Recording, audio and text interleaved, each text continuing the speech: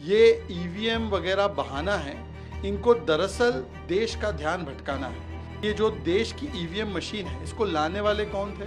Congress party के लोग। Supreme court के क्लीन चिट के बाद एसवाई कुरैशी जैसे चीफ इलेक्शन कमिश्नर्स और इलेक्शन कमिश्नर्स के बयान के बाद फिर भी उनको भरोसा नहीं है और विदेशियों की बातों पर भरोसा है। और ये ब्लैक बॉक्स कहने का काम इसलिए हो रहा है क्योंकि उनके ब्लैक डीड कर्नाटका में जिस प्रकार से सामने आए हैं, उससे ध्यान भटकाना है। चुनाव समाप्त होने के बाद भी जिस प्रकार से झूठ और दुष्प्रचार के आधार पर ईवीएम विलाप शुरू करने का काम राहुल गांधी और उनकी जमात ने किया है, आज तो जिस आर्टिकल के आधार पर वो इस झूठ को प्रचारित कर रहे थे कि ईवीएम मोबाइल फोन के ओटीपी से अनलॉक होता है, आज स्वयं उस संस्था ने अपनी गलती को माना है और क्लैरिफिकेशन डाला है। परंतु देखिए, ये ईवीएम वगैरह बहाना है। इनको दरअसल देश का ध्यान भटकाना है। जिस प्रकार से राहुल गांधी की कर्नाटका की सरकार ने पेट्रोल डीजल के प्राइस बढ़ा दिए, उस पर लोग पूरी तरह से नाराज थे। उस पर सवाल न पूछा जाए तो जिस प्रकार से पूरा प्रोपेगेंडा खड़ा किया गया, अब सवाल ये बनता है कि ये जो देश की ईवीएम मशीन है, इसको लाने वाले कौन थे? कांग्रेस पार्टी के लोग। जब ये लोग ईवीएम से तेलंगाना, पंजाब, केरला, दिल्ली अन्य चुनाव जीतते हैं, ये और इनके साथी, तब ईवीएम बिल्कुल ठीक होता है। और आज जब केंद्र में तीसरी बार चुनाव हार चुके हैं तो ईवीएम में सारी खराबियां दिख रही है। 41 बार सुप्रीम कोर्ट में ईवीएम को लेकर ये गए हैं और सुप्रीम कोर्ट के क्लीन चिट के बाद एसवाई कुरैशी जैसे चीफ इलेक्शन कमिश्नर्स और इलेक्शन कमिश्नर्स के बयान के बाद फिर भी उनको भरोसा नहीं है और विदेशियों की बातों पर भरोसा है।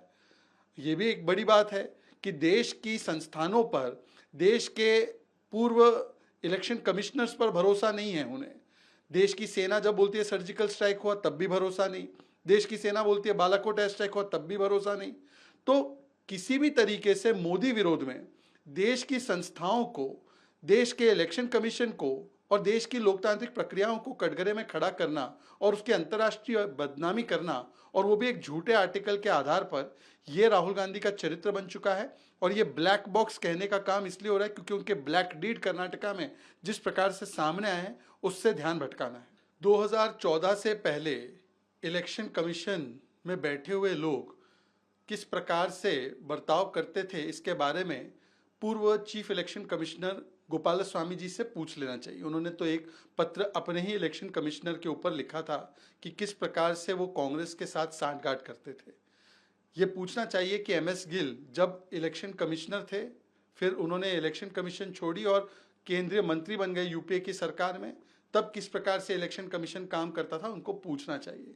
जब देश में 3 इलेक्शन कमिश्नर नहीं, लंबे अरसे तक एक ही इलेक्शन कमिश्नर होता था और उसकी नियुक्ति सरकार करती थी, तब कपिल सिब्बल जी इलेक्शन कमीशन के बारे में क्या सोचते थे, उनको पूछना चाहिए।